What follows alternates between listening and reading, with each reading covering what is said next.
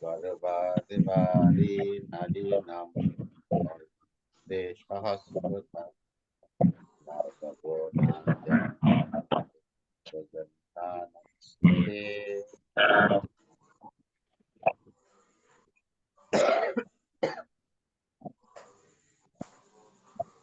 Rata Srimananasti Dinetrang Dipusang Brahma Varabhaya Pudama Shantam Marit Tamam Purnapurvakama Tam Gopika Visham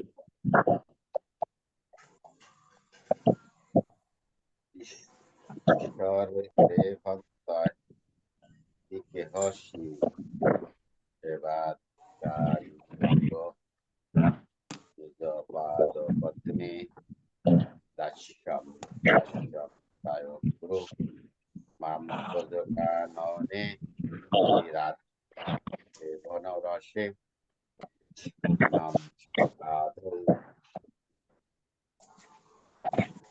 Sadharmanna Sarudire Sadhurna Gurna Sadhurna Sarudire Dharma Jihad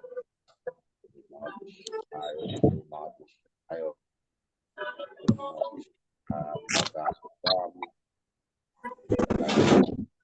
Maram Ramastitam Brahmaramastitam Shanomonika Amamani Shanomonika Amamonika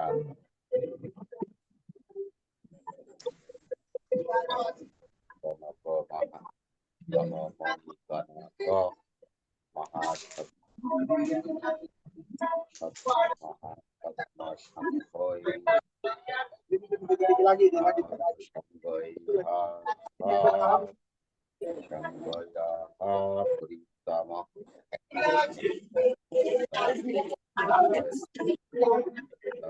Talayo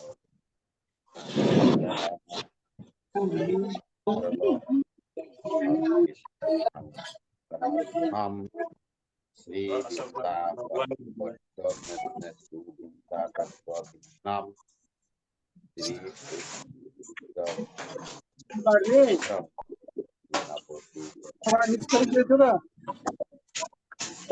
Mano Mukti Sadamo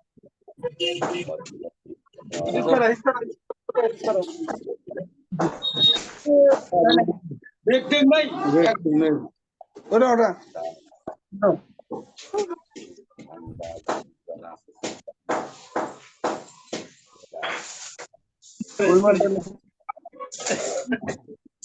Kone wala. Tabesha Modo Mathura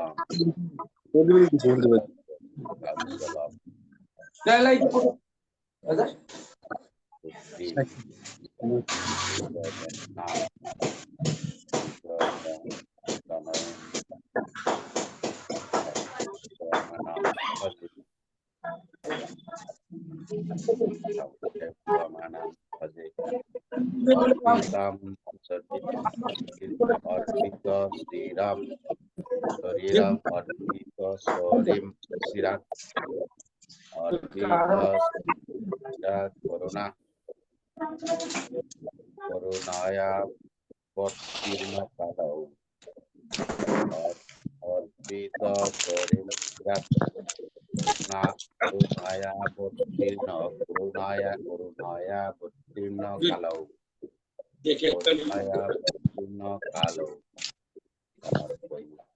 ना तो नहीं उधर देख ना उज्ज्वल ration भक्ति श्याम पुरट सुंदर दुखी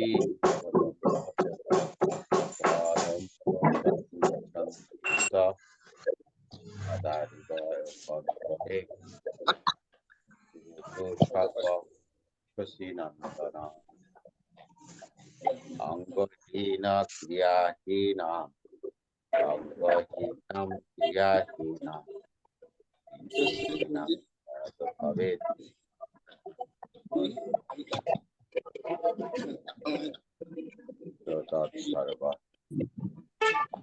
सर्वम अस्तित्रम कृष्ण कार्षादत जत्किंचिद वैगुण्यम जातम जत्किंचिद वैगुण्यम जातम तद्दोषोपशम मनस्य शरणं करामि आगस्य विश्रामस्थानं गणैः सह गौराङ्ग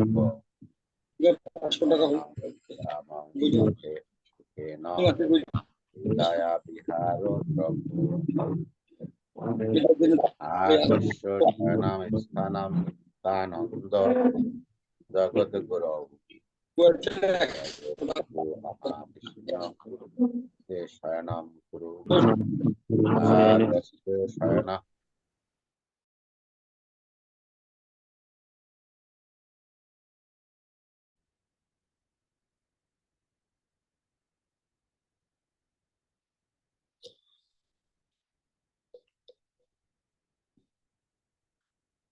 जय राधा माधव कुंज बिहारी गोपी जन वल्लभा गिरिवरधारी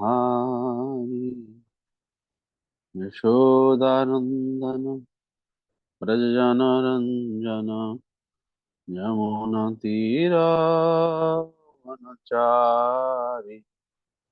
जय राधा माधव कुंज बिहारी जय राधा माधव राधा माधव राधा माधव जय राधा माधव जय गौरनिताय गौरनिताय गौरनिताय जय गौरनिताय जय जय प्रभुपाद प्रभुपाद प्रभुपाद जय जय प्रभुपाद जय जय गुरुदेव गुरुदेव गुरुदेव जय जय गुरुदेव निताय गौर हरिवाल निताय गौर हरिवाल नित्य लीला प्रविष्ट विष्णु पाद श्री श्री अभय चरणारिंद भक्ति वेदांत स्वामी श्री प्रभुपाद की जय श्रीमद् भगवद गीता जथा की जय शामित भक्त वृंद की जय गौर प्रमानंदे हरि ओम ज्ञानतिमिरन्धस्य ज्ञानाञ्जनो शलाकया चक्षुरुन्मिलितं येन तस्मै श्रीगुरवे नमः श्रीचैतन्यमनोभीष्टं स्थापितं येन भूतले स्वयं कदा मह्यं ददाति स्वपदान्तिकम् वन्देऽहं श्रीगुरो श्रीयुतपदकमलं श्रीगुरून् वैष्णवांश्च श्रीरूपं सग्रजातं सहगण रघुनाथान्वितं तं सजीवं साद्वैतं सावधूतं परिजनसहितं कृष्ण चैतन्यदेवं श्रीराधा कृष्णपादान् सहगणो ललिता श्रीविशाखान्वितांश्च नमामि विष्णुपादाय कृष्णपृष्ठाय भूतले श्रीमते भक्तिवेदान्त स्वामिनिति नामिनि नमस्ते सरस्वती देवे गौरवाणी प्रचारिणि निर्विशेष शून्यवादी पाश्चात्य देशतारिणि वंशाकल्पतरुभ्यश्च कृपा सिन्धुभ्येव च पतितानां पावनेभ्यो वैष्णवेभ्यो नमो नमः। जय श्री कृष्ण चैतन्य प्रभु नित्यानंद श्री अद्वैत गदाधर शिवासदि गौर भक्तवृंद। हरे कृष्ण कृष्ण कृष्ण हरे हरे हरे राम राम राम हरे हरे। ओम नमो भगवते वासुदेवाय। ओम नमो भगवते वासुदेवाय। ओम नमो भगवते वासुदेवाय।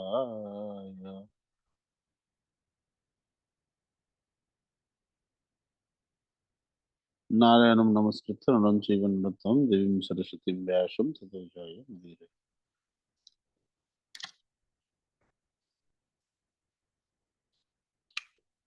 হরে কৃষ্ণ। আমরা অষ্টম অধ্যায়ে শ্লোক সংখ্যা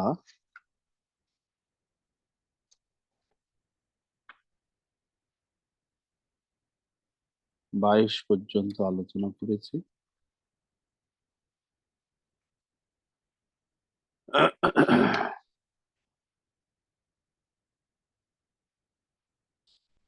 পুরুষো স পর পার্থ ভক্তা লভ্যস্তু অনন্যয়া যশান্ত স্থানি ভূতানি যেন সর্বম ইদম ততম। এই পর্যন্ত আমাদের আলোচনা হয়েছে। হে পার্থ, সর্বশ্রেষ্ঠ পরমেশ্বর ভগবানকে অনন্য ভক্তির মাধ্যমে কেবল লাভ করা যায়। তিনি যদিও তার ধামে নিত্য বিরাজমান, তবুও সর্বব্যাপ্ত এবং সবকিছু তার মধ্যেই অবস্থিত।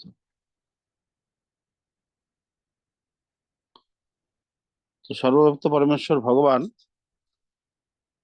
তিনি তার নিত্য ধামে বিরাজমান, আবার একই সঙ্গে তিনি সর্বব্যাপ্ত। তো সেই নিত্য ধামে তাকে লাভ করতে গেলে অনন্য ভক্তি স্তর লাভ করতে হবে। মিশ্র ভক্তিতে তার ধামে প্রবেশ করা যাবে না। এই পর্যন্ত আমাদের আলোচনা ছিল। জড় এবং চিন্ময় জগতের তুলনামূলক আলোচনা করে জড় জগতে বন্ধন থেকে মুক্ত হয়ে চিন্ময় জগতে ফিরে যাওয়ার জন্য আমাদেরকে অনুপ্রেরণা ভগবান দিয়েছেন। এবার মৃত্যুতে কার কি গতি হয়, সময়ে কোন সময়ে মৃত্যু হলে কি গতি হয়, তার আলোচনা করা হচ্ছে। যত্র কালে তু অনাবৃত্তিম আবৃত্তিম চৈব যোগিনা প্রয়াতা যন্তি তম কালম বক্ষ্যামি ভরতর্ষভ।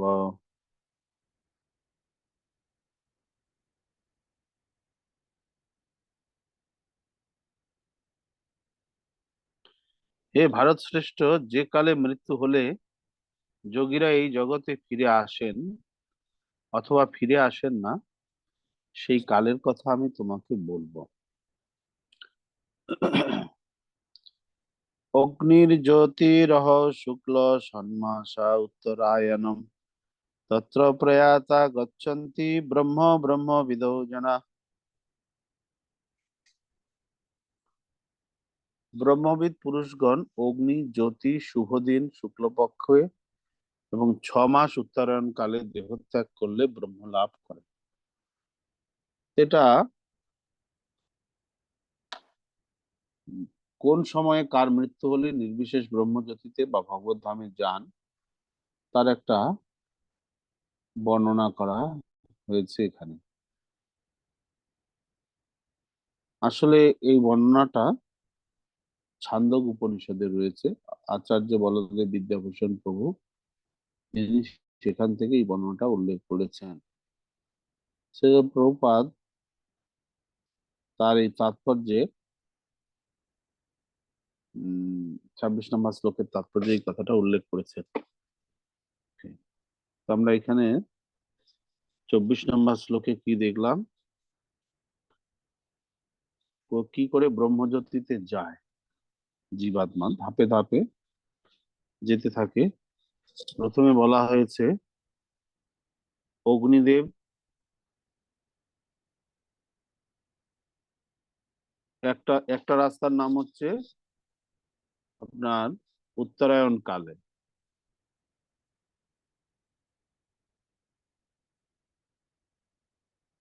দেবযান বা অর্চি গতি।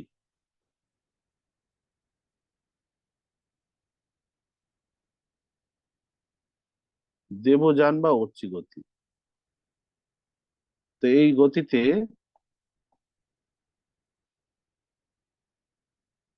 প্রথমে দিনের বেলা হতে হবে, শুক্লপক্ষ হবে এবং উত্তরায়ণ হতে হবে। তাহলে এই গতিতে জীবাত্মা জগতের বন্ধন থেকে মুক্ত হতে পারবেন। ঠিক আছে, দিনের বেলা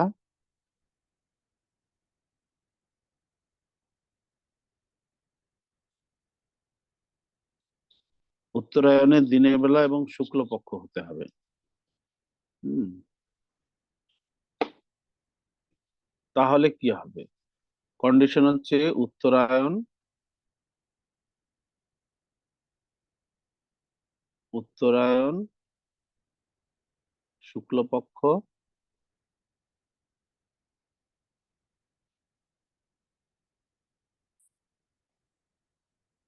দিনের বেলা।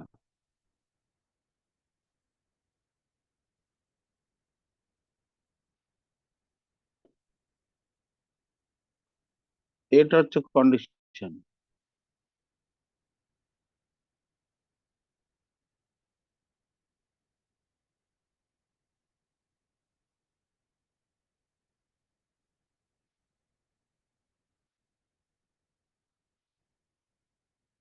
প্রথমে অগ্নিদেব তিনি মৃত আত্মাকে গ্রহণ করবেন, তারপর তিনি নির্দিষ্ট দূরত্বে নিয়ে গিয়ে দিনের দেবতাকে দেবেন, সেই আত্মাকে। দিনের দেবতা তার নির্দিষ্ট দূরত্ব অতিক্রম করিয়ে শুক্লপক্ষের দেবতাকে দেবেন।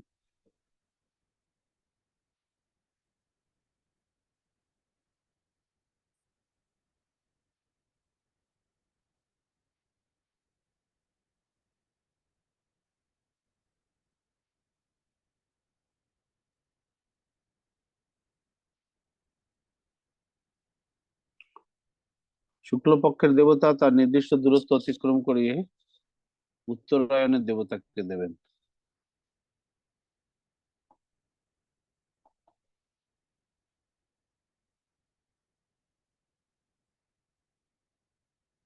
তিনি আবার তার নির্দিষ্ট দূরত্ব অতিক্রম করিয়ে হম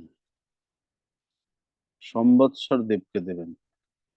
সম্বৎসর মানে হচ্ছে 1 বছরের দেবতা।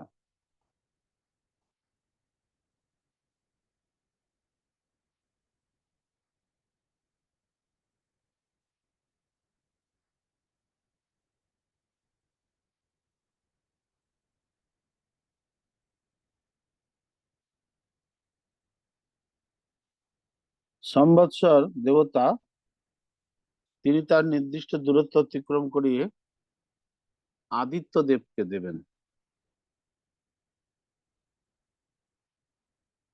আদিত্য দেব, তিনি তার নির্দিষ্ট দূরত্ব অতিক্রম করে চন্দ্রদেবকে দেবেন।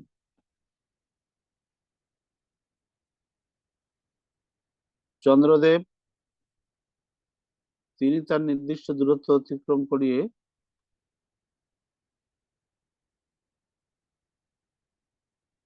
বিদ্যুৎ দেব দেবতাকে দেবেন। বিদ্যুৎ দেব,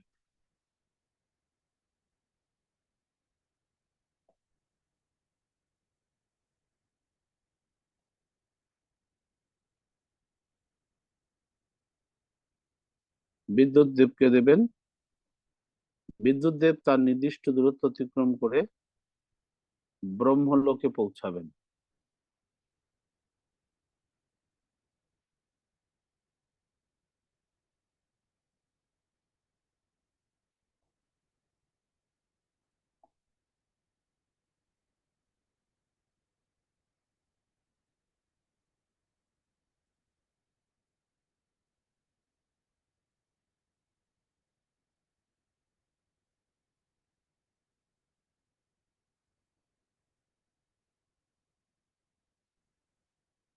ব্রহ্মলোকে এখানে অমানব বলে একজন দেবতা রয়েছেন, অমানব।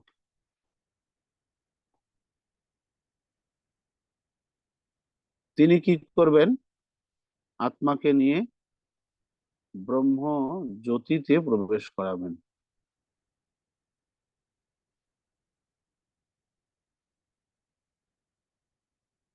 ব্রহ্মাণ্ডের আবরণ ভেদ করে ব্রহ্ম জ্যোতি।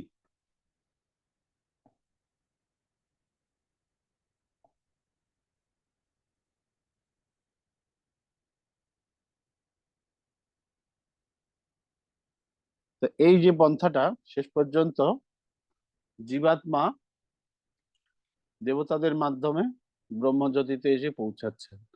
তো পুরো পদ্ধতিটাকে বলা হচ্ছে দেবযান বা অর্চিগতি।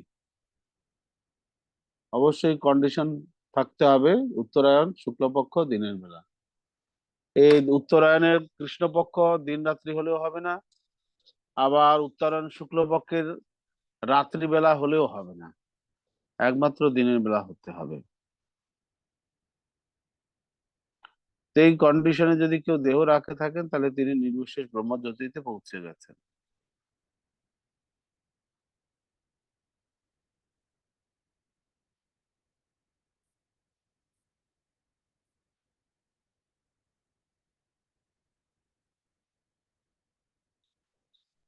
এরপরে শ্লোক কৃষ্ণ যান এর কথা বলা হবে। ধূম রাত্রি তথা কৃষ্ণ সন্মাসা দক্ষিণায়নম তত চন্দ্রমসম জ্যোতি যোগী প্রাপ্য নিবর্ততে। ধূম রাত্রি, কৃষ্ণপক্ষ অথবা দক্ষিণায়নের 6 মাস কালে দেহত্যাগ করে যোগী চন্দ্রলোকে গমন পূর্বক সুখ ভোগ করার পর পুনরায় মর্ত্যলোকে প্রত্যাবর্তন করেন। এখানে কি হবে? কৃষ্ণ নয়নে এটাকে বলা হচ্ছে কৃষ্ণ যান বা কৃষ্ণ যান। পরের পন্থাটা হচ্ছে কৃষ্ণ যান,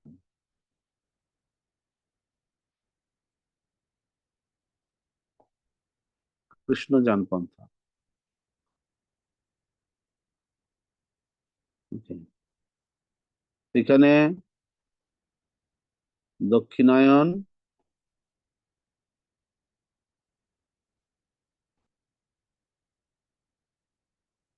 কৃষ্ণপক্ষ,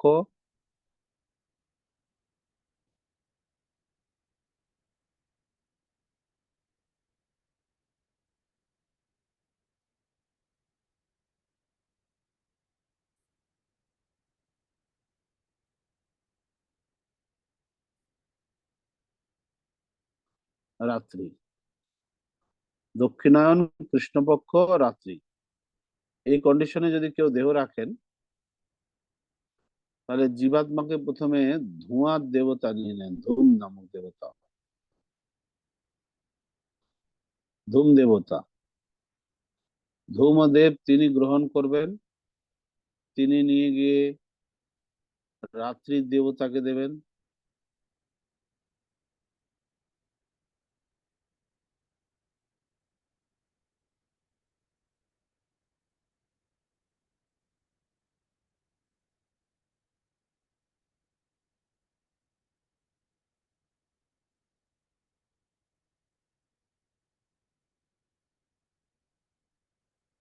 রাত্রি দেবতা কৃষ্ণপক্ষের দেবতাকে দেবেন।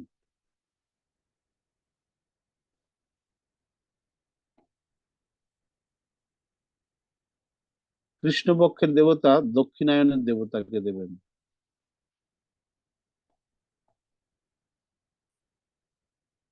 দক্ষিণায়নের দেবতা সম্বৎসর দেবকে দেবেন।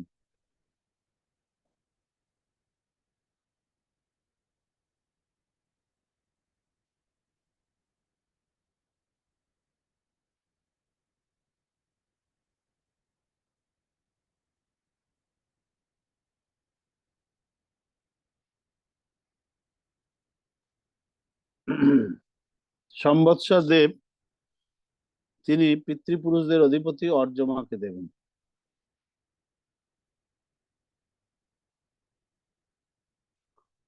অর্যমা তিনি আকাশের দেবতাকে দেবেন।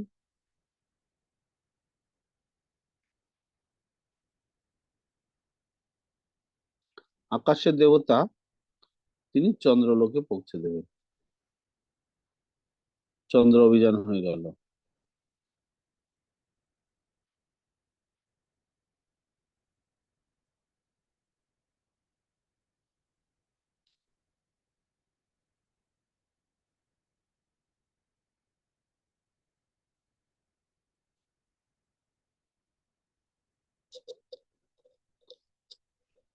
এই ধরনের টার্ম কন্ডিশনে যারা দেহ রাখবেন, চন্দ্রলোকটা হচ্ছে স্বর্গলোক,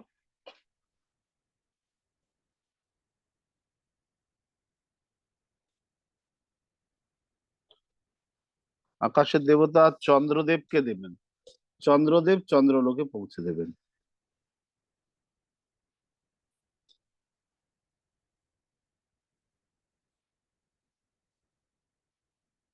চন্দ্রদেব আবার চন্দ্রলোকে পৌঁছাবেন। হুম।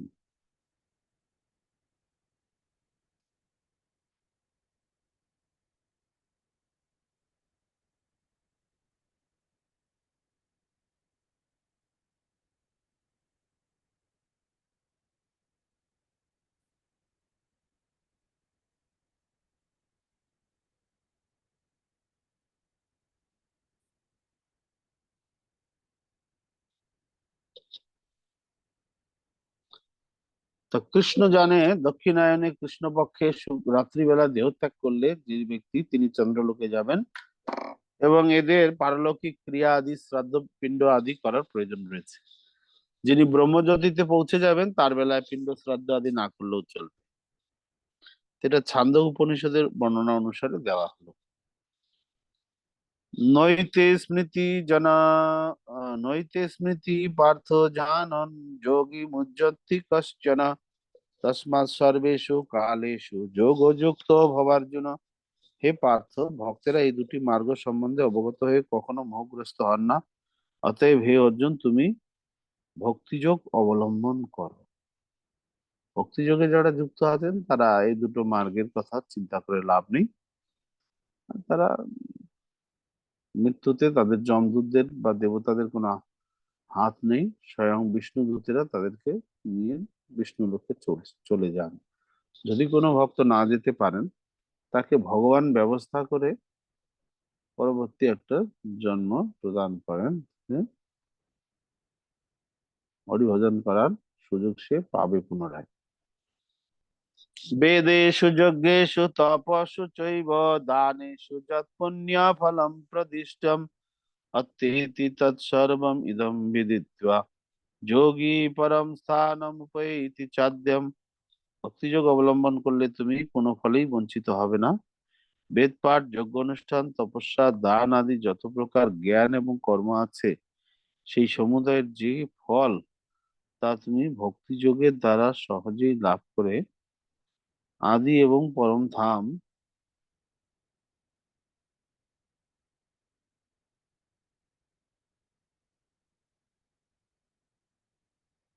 আদি এবং পরম ধাম প্রাপ্ত হও। এই শ্লোকটি কৃষ্ণ ভাবনামৃত এবং ভক্তি যোগের বিশেষ বর্ণনা সমন্বিত সপ্তম এবং অষ্টম অধ্যায়ের সারমর্ম। শ্রী গুরুদেবের তত্ত্বাবধানে বেদ অধ্যয়ন ও তপশ্চর্যা অনুশীলন করা অত্যন্ত আবশ্যক। বৈদিক প্রথা অনুসারে ব্রহ্মচারীকে গুরুগৃহে থেকে অনুগত ভৃত্যের মতো গুরুদেবের সেবা করতে হয় এবং তাকে গুরুদেবের জন্য দুয়ারে দুয়ারে ভিক্ষা করতে হয়। শ্রী গুরুদেবের আজ্ঞা অনুসারে কেবল সে ভোজন করে এবং যদি কোনোদিন গুরুদেব তাকে ভোজনে না ডাকেন, তাহলে সেই দিন সে উপবাসী থাকে। এইগুলি ব্রহ্মচর্য ব্রতের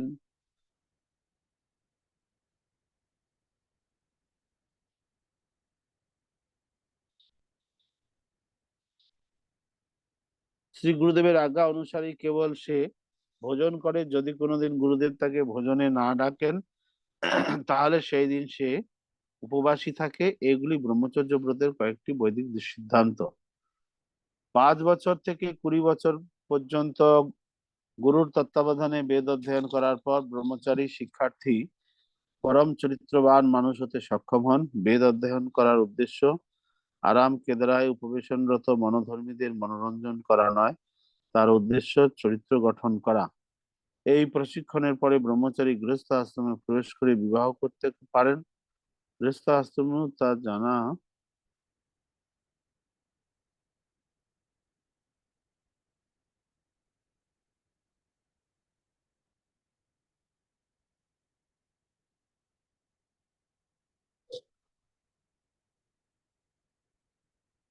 বেদ অধ্যয়ন করার উদ্দেশ্য হচ্ছে আরাম কেদারায় উপবেশনরত মনোধর্মীদের মনোরঞ্জন করা নয়, তার উদ্দেশ্য চরিত্র গঠন করা। এই প্রশিক্ষণের পরে ব্রহ্মচারী গৃহস্থ আশ্রমে প্রবেশ করে বিবাহ করতে পারেন।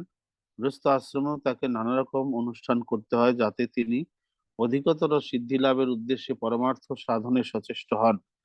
ভগবদ্গীতার বর্ণনা অনুযায়ী দেশ, কাল ও পাত্র বিচারে এবং সত্য, রজ এবং তমগুণের পার্থক্য নির্ণয় করে যথোপযুক্ত ভাবে দান ধ্যান করাও তার অবশ্য কর্তব্য। তারপর গৃহস্থ আশ্রম থেকে নিবৃত্ত হয়ে বানপ্রস্থ গ্রহণ করে বনবাসী হয়ে বল্কল ধারণ করে পৌরকর্ম পরিহার করে তাকে নানা রকম তপশ্চর্যার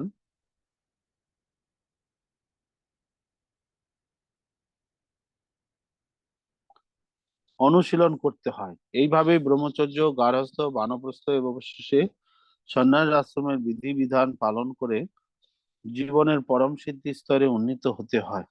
তাদের মধ্যে কেউ কেউ স্বর্গলোকে উন্নীত হন এবং তারপর আরো উন্নতি সাধন করার পরে পরম ব্রহ্ম নির্বিশেষ ব্রহ্মজ্যোতি অথবা বৈকুণ্ঠ লোকে বা কৃষ্ণ লোকে পরম মুক্তি লাভ করেন। বৈদিক সাহিত্যে এই পথের দিগদর্শন দেওয়া হয়েছে, কিন্তু কৃষ্ণ ভাবনামৃতের সৌন্দর্য এতই অনুপম যে কেবল তাকে ভক্তি করার একটি মাত্র সাধনার মাধ্যমেই এই সমস্ত আশ্রম এবং বৈদিক কর্মকাণ্ডের সমস্ত আচার অনুষ্ঠান অতিক্রম করা যায়।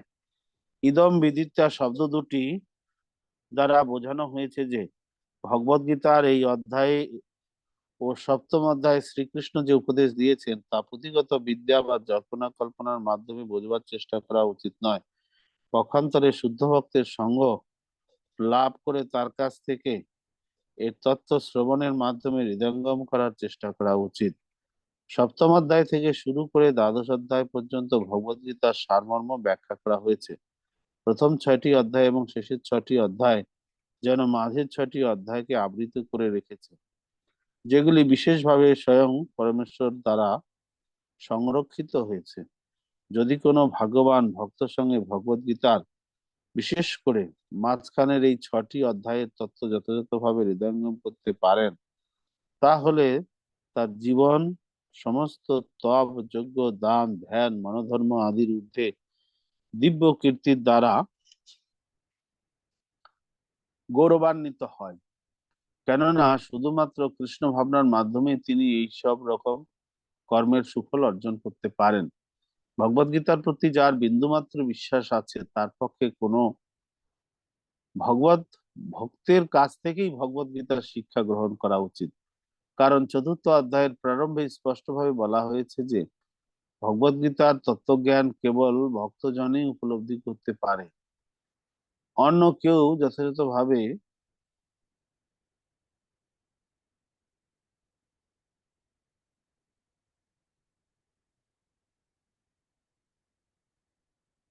ভগবদ গীতার উদ্দেশ্য বুঝতে পারে না। সুতরাং মনোধর্মীদের কাছ থেকে ভগবদ গীতার ব্যাখ্যা না শুনে কোনো কৃষ্ণ ভক্তের কাছে তা শোনা উচিত। এটি হচ্ছে শ্রদ্ধার লক্ষণ। কেউ যখন কোনো ভক্তের সন্ধান করতে থাকে এবং অবশেষে ভক্তের সান্নিধ্য লাভ করতে সক্ষম হয়, তখনই তার পক্ষে যথাযথভাবে ভগবদ গীতার অধ্যয়ন উপলব্ধি সার্থক প্রচেষ্টার সূচনা হয়। সাধু সঙ্গের প্রভাবেই ভগবৎ সেবার প্রবৃত্তি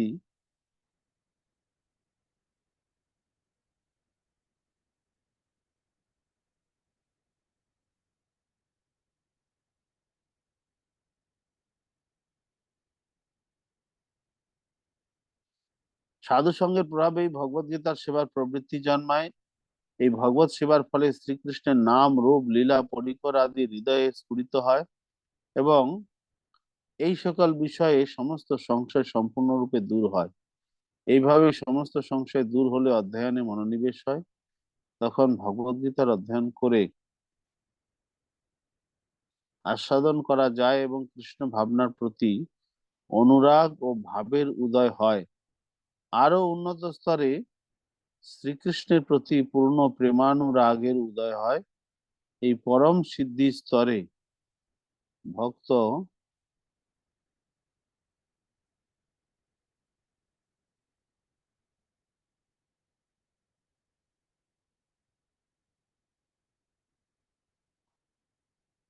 চিদাকাশে অবস্থিত শ্রীকৃষ্ণের ধাম গোলক বৃন্দাবন প্রবিষ্ট হন, যেখানে তিনি চিন্ময় শাশ্বত আনন্দ লাভ করেন। আমরা এই শ্লোকের তাৎপর্যটা পুরোটা পড়লাম। ভগবদ গীতা মধ্যবর্তী 6 অধ্যায় ভক্তের সঙ্গে আলোচনা না করলে ভক্তিযোগের গুরুত্ব উপলব্ধি করা যাবে না। এই মধ্যবর্তী 6 অধ্যায় হচ্ছে ভক্তি শতক। এখানে কর্মমিশ্রা ভক্তি এবং অনন্য ভক্তির গুরুত্বপূর্ণ আলোচনা করা হয়েছে। অতএব আমরা অষ্টম অধ্যায়ের শেষ শ্লোক যেটা বলা হচ্ছে, বেদেষু যজ্ঞেষু তপস্যু চৈব দানেষু যৎপুণ্য ফলম প্রদিষ্টম, যজ্ঞ দান বেদ পাঠ তপস্যা আহ ইত্যাদির মাধ্যমে যে ফল লাভ হয়, অত্যৈতি তৎসর্ববিদম বিদিত্য যোগী পরমম স্থানম উপৈতি চাঁদ। ভক্তিযোগ করলে সেই সমস্ত ফলগুলি অনায়াসে কেউ লাভ করতে পারে। তো ভক্তিযোগের গুরুত্ব সাধারণত ভক্ত সঙ্গে ভগবদ গীতা অধ্যয়ন না করলে কেউ বুঝতে পারবে না। আমি শুনেছি কোনো একজন বাংলাদেশের ডাক্তার প্রতিদিন সকালে উঠে ভগবদ গীতার একটা অধ্যায় করে পাঠ করে এবং বহুদিন ধরে উনি করছেন। সকাল হতে হতে উনার অপারেশন থাকে, সেই অপারেশনে উনি প্রায় 3-4 লাখ টাকার অপারেশন করে ফেলেন। হম উনার যে অপারেশন ফি সেই অনুসারে সকাল 6টা হতে হতে, তো উনি ভোর 4টায় উঠেন, উঠে স্নান করে আধা ঘন্টা 1 অধ্যায় গীতা পাঠ করেন, তারপরে অপারেশন থিয়েটারে ঢোকেন। তাহলে ভোর 6টা হতে হতে উনার 2-2.5 লাখ 3 লাখ 4 লাখ টাকার অপারেশন হয়ে যায়। উনি ইএনটি ডাক্তার। তা শুনলাম উনি ওই অতদিন ধরে গীতা পড়লেও উনি কিন্তু এখনো গীতার মর্মার্থ বা ভক্তি যোগে যুক্ত হতে পারেননি, মর্মার্থ বুঝতে পারেননি।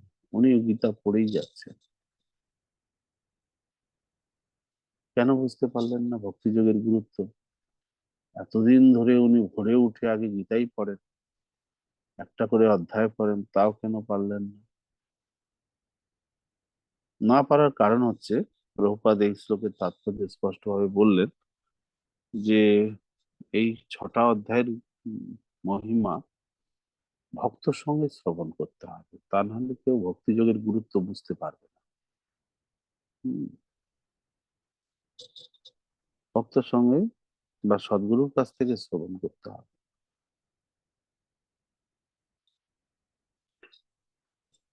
তবে গিয়ে বুঝতে পারবে। তা আমরা আজকের এই সংক্ষিপ্ত আলোচনা এই অধ্যায় শেষে যেটা হলো যে যারা জ্ঞানী নির্বিশেষবাদী তারা ব্রহ্মজ্যোতিতে যাওয়ার জন্য উত্তরায়ণের মৃত্যুর অপেক্ষা করেন, যে উত্তরায়ণ কাল আসবে, শুক্লপক্ষ পড়বে, দিনের বেলায় আমি দেহত্যাগ করব, তাহলে আমি নিশ্চিন্তে ব্রহ্মজ্যোতি পৌঁছে যাব। এটা তারা জানেন, তাই এই সময়টার জন্য তারা মৃত্যু প্রাণ ত্যাগ করার জন্য অপেক্ষা করে থাকেন। আবার যারা সকাম কর্মী আছেন তারা চন্দ্রলোক বা স্বর্গলোকে যাওয়ার জন্য আকাঙ্ক্ষী, তারা কিন্তু এই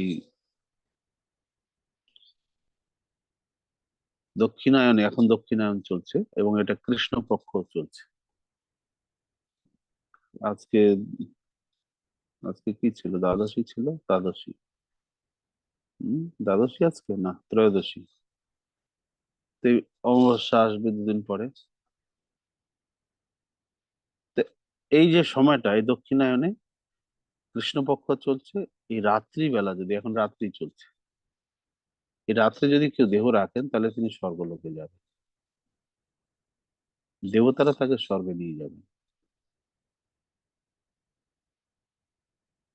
ধূম নামী দেবতা, যখন তাকে অগ্নি সংস্কার করা হবে, ধোঁয়ার দেবতা সেই আত্মাকে গ্রহণ করবেন।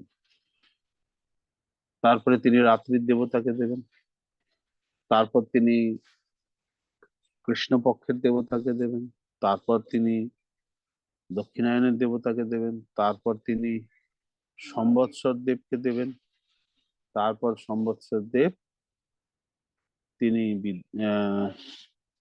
যেটা আমরা দেখলাম যে সম্বৎসর দেব তিনি পিতৃপুরুষদের অধিপতি অর্যমাকে দেবেন, অর্যমা আকাশের দেবতাকে দেবেন, আকাশের দেবতা চন্দ্রদেবকে দেবেন, চন্দ্রদেব চন্দ্রলোকে পৌঁছে যাবেন। তো সকাম কর্মী যারা স্বর্গলোকে যেতে চায়, কর্মকাণ্ডী যারা, তারা দক্ষিণায়নে কৃষ্ণপক্ষে দেহত্যাগ করার জন্য অভিলাষী হয়ে থাকেন। কুরুক্ষেত্রের যুদ্ধ যখন চলছিল তখনও দক্ষিণায়নই চলছিল, যদিও রাত্রিবেলায় দেহত্যাগ করার কোনো প্রশ্ন নেই, কারণ সন্ধ্যা সূর্যাস্ত হয়ে যাওয়ার পরে অবশ্যই যুদ্ধ হচ্ছিল না, সূর্যাস্তের পরে যুদ্ধ বন্ধ থাকতো।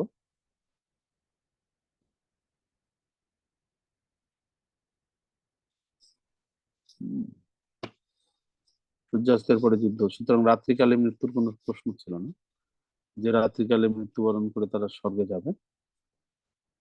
আহ, বা যখন চলছিল গীতা জয়ন্তী, একাদশীর পরের থেকে শুরু হয়েছিল, একাদশীর পরের থেকে 18 দিন ধরে যুদ্ধ চলেছিল। তা কিছুটা শুক্লপক্ষ কিছুটা কৃষ্ণপক্ষ পড়েছিল। তো যাই হোক, যেহেতু রাত্রিকালীন যুদ্ধ হচ্ছিল না, সুতরাং স্বর্গে যাওয়ারও তাদের কোনো প্রশ্ন ছিল না। তাহলে তারা যেত কোথায়? যা অর্জুনের মনে একটা ভয়ের কারণ হয়ে দাঁড়িয়েছিল, যে রাত্রিবেলায় যুদ্ধ হলে না হয় কৃষ্ণপক্ষে যারা রাত্রে মরতেন তারা মরার সাথে সাথে স্বর্গে যেতেন, কিন্তু রাত্রি তো যুদ্ধ হচ্ছে না, দিনের বেলায় যুদ্ধ। দক্ষিণায়নে কৃষ্ণপক্ষ হোক বা শুক্লপক্ষ হোক, দিনের বেলায় দেহ ত্যাগ করলে তাকে নরকে যেতে হবে, চন্দ্রলোকে যেতে পারবে না। একমাত্র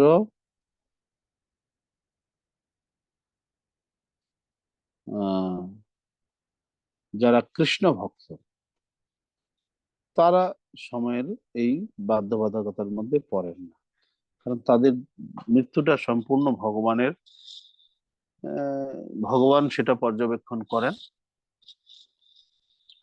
এবং যমদূতদেরকে যমরাজ নির্দেশ দিয়েছেন কৃষ্ণ ভক্তদের কাছে তোমরা যাবে না। বিষ্ণু দূতেরাই সেটা নিয়ন্ত্রণ করেন। যদি যোগ্যতা হয়ে থাকে, ভক্তিতে অনন্য ভক্তি স্তরে উঠে থাকেন, তাহলে তাকে নিয়ে সরাসরি গোলক বৃন্দাবনে চলে যান বা বৈকুণ্ঠে যান। আর যদি না হয় তাহলে তাকে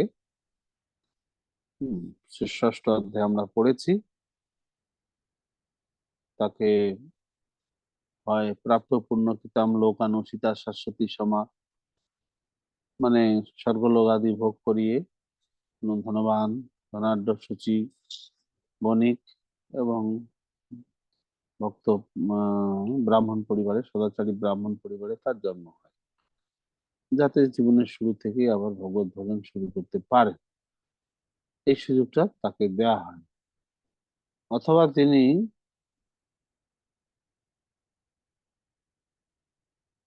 আহ,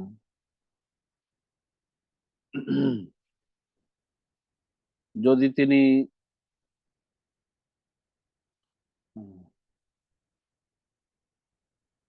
দীর্ঘদিন ভজন সাধন করে অধঃপতন হন, তাহলে তিনি কোনো শুদ্ধ ভক্তের গৃহে জন্মগ্রহণ করেন। যদি না যেতে পারেন, কিন্তু ভক্তদের ক্ষেত্রে এই ব্যবস্থাপনাটা ভগবান স্বয়ং নিজে করে রেখেছেন। কিন্তু যারা কর্মী এবং যারা যোগী বা জ্ঞানী, তাদের কি গতি হবে সেটা এই এই অধ্যায়ে বর্ণনা করা হলো। কারণ অর্জুন যে শুরুতে 8টা প্রশ্ন করেছিলেন, ব্রহ্ম কি, অধ্যাত্ম কি, কর্ম কি, অধিদৈব কি, অধিযজ্ঞ কি, অধিআত্ম, অধিযজ্ঞ কোথায় থাকেন, আহ, অধিভূত কি, প্রয়াণকালে তাকে কি করে জানা যাবে, এই সমস্ত প্রশ্নের উত্তরে প্রয়াণকালে কি করে তাকে জানা যাবে সেটার বিস্তারিত আলোচনা হয়েছে। প্রয়াণকালে মানে মৃত্যুর পর কি করে তাকে জানা যাবে, হম, তো বিস্তারিত আলোচনা আমরা শুনলাম। শুনতে শুনতে, অর্থাৎ যারা ভগবত ভক্তি স্তরে উন্নীত হয়েছেন, তারা তো অন্তকালে ভগবানকে স্মরণ করে ভগবত ধামে পৌঁছে যাবেন। কিন্তু যারা উঠতে পারেন, যারা জ্ঞানী কর্মী স্তরে থেকে গেছেন বা যোগী স্তরে থেকে গেছেন, তাদেরকে অবশ্যই তাদের অভীষ্ট লক্ষ্যে পৌঁছানোর জন্য সময়ের অপেক্ষা করতে হবে, যে সময়ের কথা এখানে উল্লেখ করা হলো। হুম। তো আপনি এখন বিচার করেও দেখতে পারেন যে আপনার পূর্বপুরুষরা যারা বা পিতৃপুরুষগণ যারা দেহ রেখেছেন, তারা কোন সময়ের দিকে দেহ রেখেছিলেন, সেই সময়কার তিথি নক্ষত্র কি ছিল, আপনি বিচার করতে পারবেন যে ওনার গতি কি হয়েছে। যে সময় উনি দেহ রেখেছেন সেই সময়টা উত্তরায়ণ ছিল কি দক্ষিণায়ন ছিল।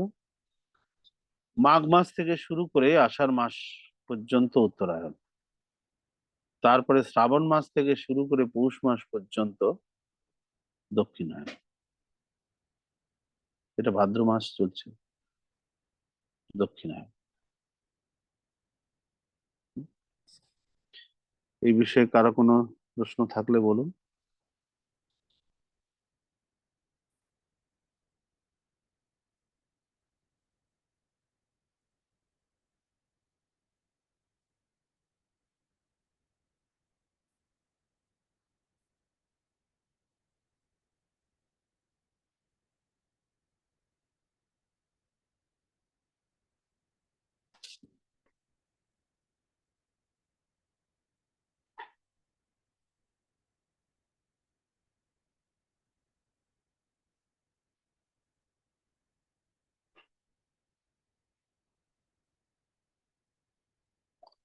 হ্যাঁ, নীলাম্বরী পদ্মজা, বলুন।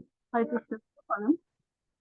প্রভু, বলছি কি যে আপনি বললেন যে দক্ষিণায়নে মানে যদি মানে মৃত্যুবরণ করে তাহলে রাত্রিকালে মৃত্যুবরণ করলে ওনার স্বর্গবাস হয়। কৃষ্ণপক্ষ হতে হবে, আচ্ছা। কৃষ্ণপক্ষের কৃষ্ণ। রাত্রে। তো প্রভু, যদি অত্যন্ত পাপী ব্যক্তি মানে মানে যদি নিকৃষ্ট ব্যক্তি হন, তাদেরও কি স্বর্গেই গমন করেন ওনারা?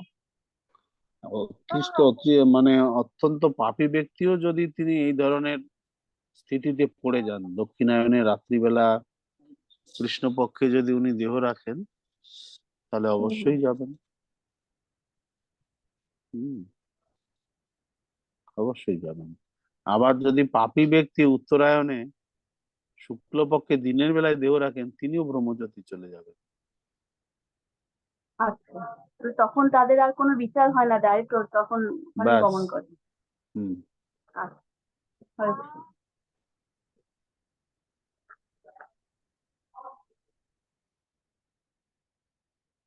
ওকে, এবার আমরা ভক্তিযোগের গুরুত্ব দিয়ে অধ্যায় শেষ হলো। নবম অধ্যায়। আচ্ছা, আমার হাত উঠেছে। কারণ শ্রী চৈতন্য প্রভু, বলো। হরে কৃষ্ণ প্রভু, যদি আর একবার বলেন উত্তরায়ণ ওই যে মাসটা বললেন আর দক্ষিণায়নের যে মাসটা, ওই মাঘ কোন থেকে মাস? আষাঢ়, 6 মাস, 6 মাস।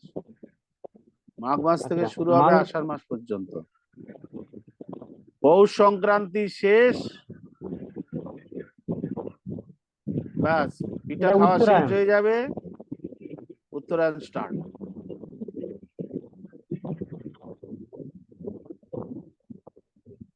দিয়ে আষাঢ় সংক্রান্তি পর্যন্ত উত্তরায়ণ। আষাঢ়।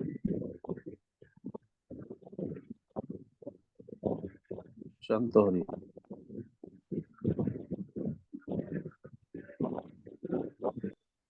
হরে কৃষ্ণ, ধন্যবাদ, প্রণাম প্রভু। ওই যে ত্রিপাদ দোষ দ্বিপাদ দোষ অনেক সময় বলে থাকে মৃত্যুর সময়, হম, এই দোষগুলো কিভাবে বর্তায়? দোষগুলো কিভাবে কি?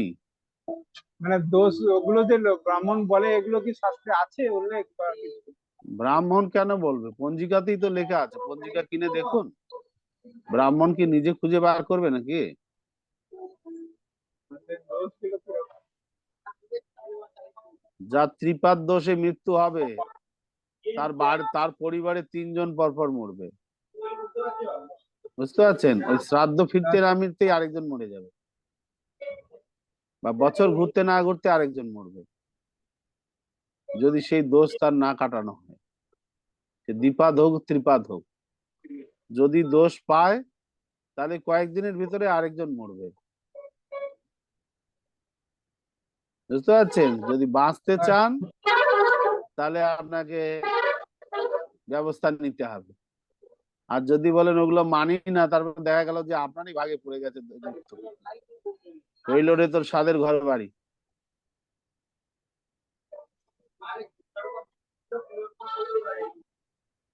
তার জন্য নিমাই। হরে কৃষ্ণ প্রভু, ধন্যবাদ, প্রণাম।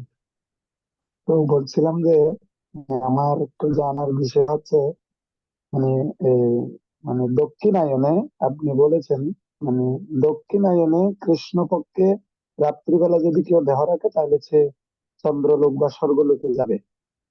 তো শুধু এখন সেই দক্ষিণায়নে দক্ষিণায়নে, কৃষ্ণপক্ষ হতে হবে। হ্যাঁ, দক্ষিণায়নে কৃষ্ণপক্ষে রাত্রিবেলা। হ্যাঁ, দিনের বেলা আবার হলে হবে না। তো তো আপনি বলছেন দিনের বেলা হলে দক্ষিণায়নে কৃষ্ণপক্ষে তাইলে সে নরকে যাবে। তো অবশ্যই। এখন দক্ষিণায়নে কৃষ্ণপক্ষে দিনের বেলা সে যদি কোনো বিশেষ তিথি থাকে, ভগবানের আবির্ভাব তিথি বা কোনো সে পুণ্যময় যে তিথি তিথি থাকে, থাক, কেউ দেহ ত্যাগ করে পারবে। ওহ, সে বৈষ্ণব যদি না হয়, সে যে তিথিতেই থাক, একাদশী দ্বাদশী যেই তিথি থাক, তাকে যমদূতেরা নিয়ে গিয়ে ওখানে আগে বিচার করবে। ঠিক আছে?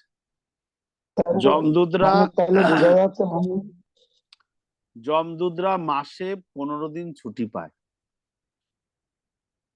উত্তরায়ণ কালে শুক্লপক্ষে দিনের বেলাটা 15 দিন ছুটি পায়, রাত্রিবেলা আবার ডিউটি শুরু হয়ে যায় তাদের। আর দক্ষিণায়ন কালে কৃষ্ণপক্ষের রাত্রিবেলা 15 দিন ছুটি পায়, আর তা নাহলে তাকে 24 ঘন্টা ডিউটি দিতে হয়। বুঝে গেল? তাহলে মানে প্রভু আমরা এটা বুঝতে পারছি যে, মানে আমরা এটা বুঝতে পারছি যে কোনো পাপী ব্যক্তি যদি কৃষ্ণ ভক্ত না হয়, তাহলে সে বিশেষ কোনো তিথিতে যদি দিনের বেলা মানে মৃত্যুবরণ করলেও তার জন্য কোনো স্যাক্রিফাইস হবে না, তবে হ্যাঁ, সেই পাপী মানে ওই ব্যক্তি তিথির যদি কোনো প্রভাব পড়বে কৃষ্ণপক্ষে না। রাত্রিবেলা দক্ষিণায়নে কৃষ্ণপক্ষের রাত্রিবেলায় মরে, তাহলে তাকে আবার যমদূতেরা, তখন তো যমদূতরা ছুটিতে থাকে, তাকে দেবতারা নিয়ে গিয়ে স্বর্গলোকে আচ্ছা আচ্ছা, পৌঁছে দেয়। হুম। বুঝতে পারছি। হরে কৃষ্ণ প্রভু, প্রণাম।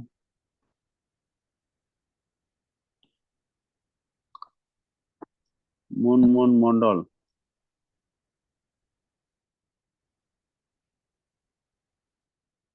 প্রণাম। হরে কৃষ্ণ প্রভুজি, প্রণাম। বলুন। বলছি যে এই সত্য সত্য রজতম এই তিনটি গুণের বৈশিষ্ট্যটা যদি একটু ডিটেলস বলেন, সত্যরজতম। পার্থক্যটা কিভাবে করা? হ্যাঁ, সত্যরজতম এগুলো 14 অধ্যায় যখন আমরা পড়বো ডিটেলস আলোচনা করা, নিজেই বুঝতে পারবেন কখন আপনার সত্যগুণ আসছে, কখন রজগুণ আসছে, কখন তমগুণ আসছে। পাবন হরি। হরে কৃষ্ণ প্রভু। আচ্ছা, যদি কোনো ব্যক্তি বা অভক্ত মানুষ একাদশীতে মৃত্যু হয়, সেই জীবটা ওই জীবটা কোথায় যাবে? কোথায় যাবে? নরকে যাবে।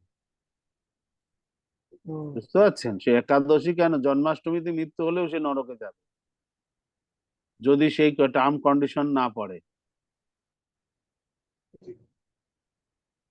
বুঝে যাচ্ছে? হরে কৃষ্ণ।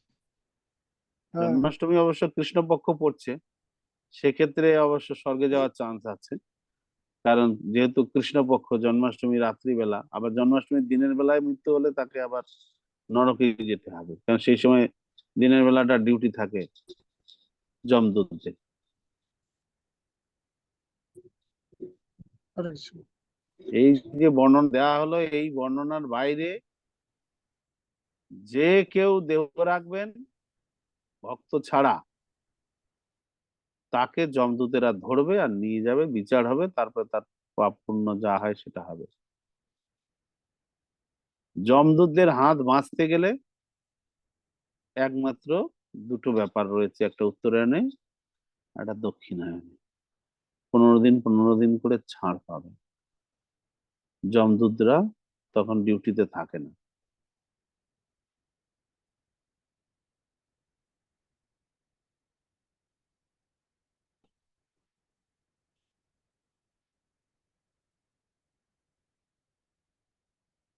পরমানন্দ গোপেশ। হরে কৃষ্ণ বাবু, ধন্যবাদ, প্রণাম। উত্তরায়ণে যমদূত ছুটি থাকে দিনে, এই রাত্রিবেলায় না? উত্তরায়ণে যমদূত ছুটি থাকে রাত্রিবেলায়, কেন রাত্রিবেলা ছুটি থাকবে? দিনের বেলাতেই একই। দক্ষিণে তো দিনের বেলা ছুটি থাকে। শুক্লপক্ষে দিনের বেলা, ও, উত্তরায়ণে শুক্লপক্ষের দিনের বেলা, আচ্ছা। শুক্লপক্ষের রাত্রিবেলায় আবার ডিউটিতে জয়েন করে। আর কৃষ্ণপক্ষের? কৃষ্ণপক্ষের দিনে রাত্রিতেই। আচ্ছা আচ্ছা। উত্তরায়ণে যদি কৃষ্ণপক্ষ পড়ে, দিন রাত্রি তাদের ডিউটি, 24 ঘন্টা ডিউটি। শুধু শুক্লপক্ষ পড়লে দিনের 12 ঘন্টা তাদের ছুটি থাকে।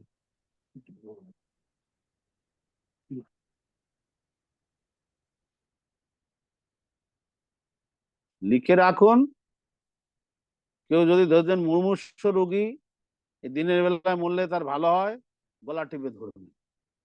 বুঝতে পারছেন? ব্যাস, ব্রহ্মজ্যোতি চলে যাবে। যেই রাত্রিবেলা পড়ে যাবে, যমদূতেরা ধরে নিয়ে যাবে। তো যমদূতদের হাতে পড়ার থেকে আপনার হাতে পড়া ভালো না? আপনি তাকে ব্রহ্মজ্যোতিতে পাঠিয়ে দেবেন।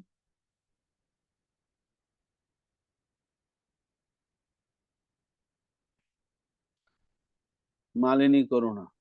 হরে কৃষ্ণ প্রভুজি, অ্যাক্সিডেন্টাল ডেথ যে হয় সেক্ষেত্রে কি বলা যাবে? আমরা সে তো বলি যে অ্যাক্সিডেন্টাল ডেথ হলেও যদি এই টার্মস কন্ডিশনে পড়ে যাচ্ছে, তাহলে তিনি দেবতারা তাকে নিয়ে চলে যাবেন, আর তা নাহলে যমদূতেরা নিয়ে যাবে, তার বিচার টিচার হবে। ঠিক আছে? ওই না, জমালয়ে জীবন্ত মানুষ ভানু ঘোষেরটা দেখেছেন? হ্যাঁ দেখেছি। তাহলে ওটা তো অ্যাক্সিডেন্টে গাড়ি থেকে পড়ে গিয়েই সে মরেছিল। না, এই বলছে অপঘাতে মৃত্যু, তার সময় হয়নি, তার আগে হঠাৎ করে মৃত্যু হলো, সেটা এই শুনছি। অ্যাক্সিডেন্টাল না, সেটা সুইসাইড। আচ্ছা, সুইসাইড, হ্যাঁ, সেক্ষেত্রে অ্যাক্সিডেন্টটা কি? আলাদা জিনিস, সুইসাইডটা আলাদা জিনিস। হ্যাঁ, সেটা হচ্ছে। সুইসাইড হলে তার ভূত হয়ে যাবে, সে সুইসাইড হলে প্রেত ভূত হয়ে যাবে, তার তখন অশরীরী হয়ে ঘুরে বেড়াবে। হ্যাঁ, না, যমদূত নেবে। যমদূতরা তাকে নেবে না তো। না, যমদূতরা কাকে নেবে? তাদেরকে মেসেজ চলে আসে, এত নাম্বার ঘর, এত নাম্বার লোক, সে ঘরে নাই, শিশু মঙ্গল হসপিটালে আছে, সেখানে যাও, নিয়ে আসো। বুঝতে পারছেন? হুম। কিন্তু যে সুইসাইড করলো সে কিভাবে ঘুরে বেড়াবে?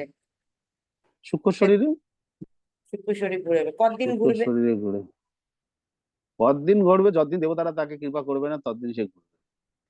হ্যাঁ, ভূতদের দেবতাদের কৃপা কিভাবে পাবে ভূতেরা? পাওয়ার উপায় নাই তো, ওটা তো তাদের শাস্তি।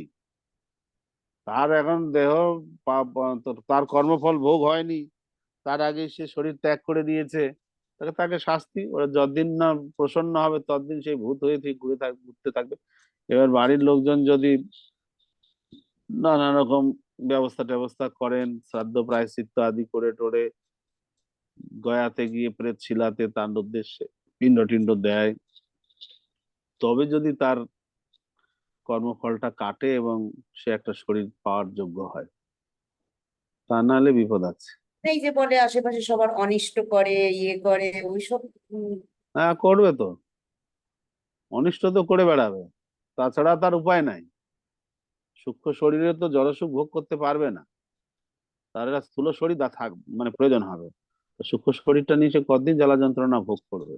ওই জন্যই সে ওর ঘাড়ে গিয়ে চাপে, স্থূল শরীরে ঢোকার চেষ্টা করে বিষয় সুখ ভোগ করার জন্য। হরে কৃষ্ণ।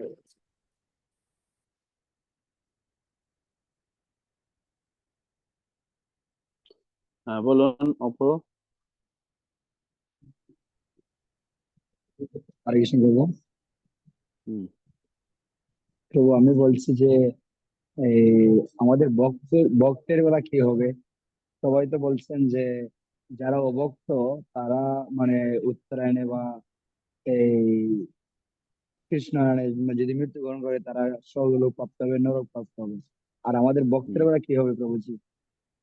যেমন আমরা এখন যে কৃষ্ণ ভক্তি করতেছি, আমরা যদি যে কোনো সময় যে কোনো ক্ষেত্রে মানে মৃত্যুবরণ করতে হয়, তো আমাদের বেলা কি হবে? সেটা ভগবান বিচার করবেন। শুদ্ধ ভক্তি লাভ হলে ভগবত ধামে নিয়ে যাবেন বিষ্ণুদূতেরা, আর যদি না হয় তাহলে গীতার ষষ্ঠ অধ্যায়টা ভালো করে পড়বেন, হ্যাঁ, সেখানে সব বর্ণনা দেওয়া ঠিক আছে, আছে। সেই অনুসারে হতে হবে। ঠিক আছে প্রভু। মাধবী হরে কৃষ্ণ। শতরূপা দেবী দাসী।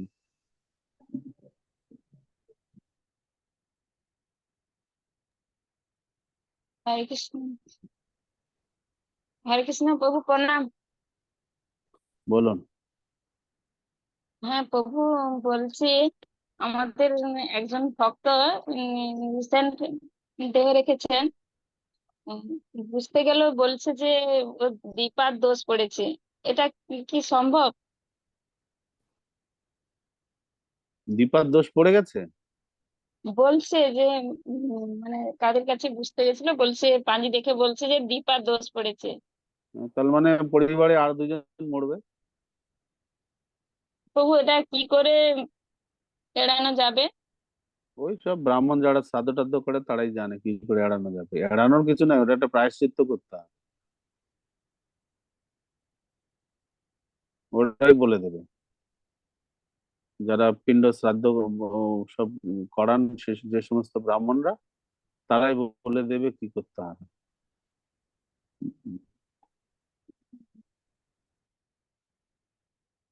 ঐশ্বর্য মাতাজি বলুন, আশ্রয় মাতাজি। হ্যাঁ, হরে কৃষ্ণ প্রভু। বলছি যারা ভক্ত হম। নয় তারা, তাদের মৃত্যু হলে তাদের যে শ্রাদ্ধ করছে, ক্রিয়াকর্ম করছে, তারা আমিষ আমিষ আহার করছে, মাছ খাচ্ছে, এগুলোতে তাহলে যে ব্যক্তি মরছে তার কি গতি হবে? তার তো কোনো লাভ হবে না, তার কোনোই লাভ হবে না, তার সে তো যম যন্ত্রণা গিয়ে ভোগ করবেই। হ্যাঁ, এরা যারা খাচ্ছে এতদিন, এই 10-15 দিন খায় না, হ্যাঁ, সুখে শান্তিতে খায়নি, সুখে দুঃখে, আর ব্রাহ্মণরা খাইয়ে দাইয়ে তাদেরকে একটু আবার ভাবা হয় যে না তোমরা এখন শুদ্ধ হয়ে গেছে, মাছ খাইয়ে শুদ্ধ করে। এই তাহলে জগতে যে কোথাও আছে যে ব্রাহ্মণ মাছ খেলে শুদ্ধ হওয়া যায়? হুম, আর এগুলো এই যে সব ব্রাহ্মণরা অপব্যাখ্যা। কাজ করছে তারা তো শুদ্ধ বৈষ্ণব নয়, তো তারা কাজ সে সাধ্য করছে, তা সেই সাধ্য থেকে কোনো কাজ হচ্ছে? যার শ্রাদ্ধ করছে সেও তো শুদ্ধ নয়। সেইটাই বলতে চাইছি। তো হ্যাঁ, তা আপনি কি করবেন তার শ্রাদ্ধ? আপনাকে যদি ডাকে?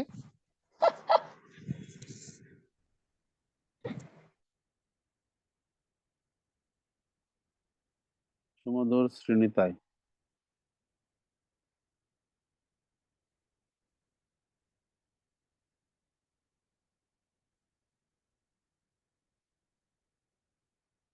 অরুণাম্বর কৃষ্ণচন্দ্র, কৃষ্ণ হরে কৃষ্ণ। চৈতন্য। বলুন। প্রভু বলছিলাম কি, উত্তরায়ণের শুক্লপক্ষে দিনের বেলায় কেউ মৃত্যুবরণ করলে পারে সে ব্রহ্মচর্যে যাবে, কিন্তু হুম, উত্তরায়ণের কৃষ্ণপক্ষে যদি মৃত্যুবরণ করে দিনে বা রাত্রে, তাহলে তার গতি কি হবে? নরক, নরকে যাবে। ঠিক আছে। শুধু ওই সময়টা বাদ দিয়ে বাকি যে সময় মরবে উত্তরায়ণে তাকে নরকে যেতে হবে। হ্যাঁ, অরুণাম্বর কৃষ্ণ চৈতন্য। হরে কৃষ্ণ। প্রভু প্রভু বলছি, ভক্তরা অনেক সময় সুসাইড করে না, কিন্তু আত্মঘাতী মৃত্যু হয়ে যায়, যেরকম অ্যাক্সিডেন্টাল মৃত্যু, গাড়ির অ্যাক্সিডেন্ট বা এই কিছু। তারা যদি ভক্তি জীবন অনুষ্ঠান করেছে, হয়তো কেউ দীক্ষাপ্রাপ্ত বা কিছু, ওদের কি গতি হবে? ভক্তদের অ্যাক্সিডেন্টে মারা টারা গেলে সেটা ভগবান দেখবেন, বিচার করবেন। হুম,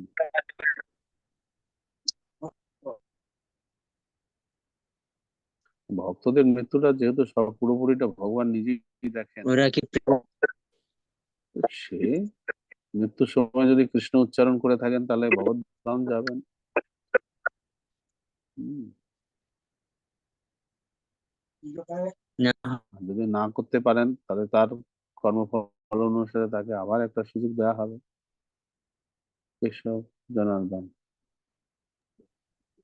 হরে কৃষ্ণ প্রভু, দণ্ডবোধ করে না প্রভু। ওই যে মাতাজি প্রশ্ন করলো যে এক ভক্ত মারা গেছে, দ্বিপাদ দোষ করেছে, এখন আপনি বলেছেন এখানে প্রায়শ্চিত্ত করতে হবে, পিণ্ড শ্রাদ্ধ করতে হবে। এখন আমাদের ভক্ত যারা ব্রাহ্মণ আছে তারা তো এই পিণ্ড শ্রাদ্ধ করতে চায় না, তাইলে আমরা কি করবো তখন?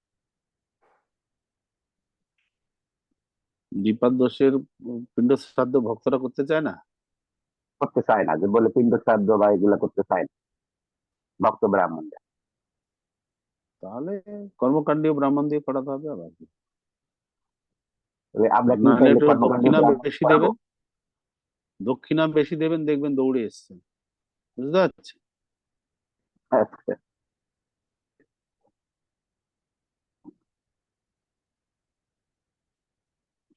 ওকে, হরে কৃষ্ণ। হরে কৃষ্ণ।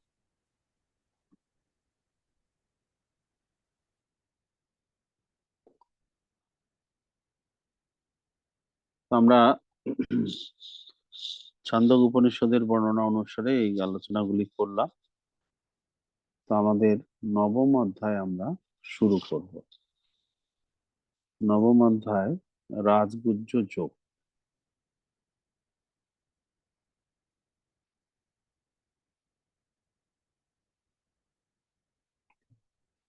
শ্রী ভগবানুবাচ ইদম তু তে গুজ্জতমম প্রবক্ষ্যামি অনুসূয়বে জ্ঞান বিজ্ঞান সহিতম যজ্ঞাত্য়া মোক্ষসে অশুভাৎ। পরমেশ্বর ভগবান বললেন, হে অর্জুন, তুমি নির্মৎসর বলে তোমাকে আমি পরম বিজ্ঞান সমন্বিত সবচেয়ে গোপনীয় জ্ঞান উপদেশ করছি। সেই জ্ঞান প্রাপ্ত হয়ে তুমি দুঃখময় সংসার বন্ধন থেকে মুক্ত হও। তো অষ্টম অধ্যায়ে আমরা ভক্তি যোগের মহিমা শুনলাম। ভক্তি যোগ অনুশীলন করলে সমস্ত প্রকার ফল পাওয়া যায়। যজ্ঞ, দান, তপস্যা, ব্রত, বেদ অধ্যয়ন, সমস্ত কিছুর ফল ভক্তি যোগের মধ্যেই পাওয়া যায়। এইখানে নবম অধ্যায়ে ইদম জ্ঞানম, এই ইদম জ্ঞানম যে কথাটা এখানে বলা হয়েছে, বা ইদম তুতে গুহ্যতমম প্রবক্ষ্যামি অনুসূয়বে জ্ঞানম বিজ্ঞানম সহিতম যদ্গত্যা মোক্ষস্য অশুভ। মানে এখন তুমি যেহেতু নির্মৎসর, তোমাকে আমি পরম বিজ্ঞান সমন্বিত গোপনীয় জ্ঞান উপদেশ দিচ্ছি। সেই জ্ঞান প্রাপ্ত হয়ে তুমি দুঃখময় সংসার বন্ধন থেকে মুক্ত হও। তো ইদম জ্ঞানম বলতে শ্রীল প্রভুপাদ তাৎপর্যে লিখছেন, এই জ্ঞানটা তাহলে কি?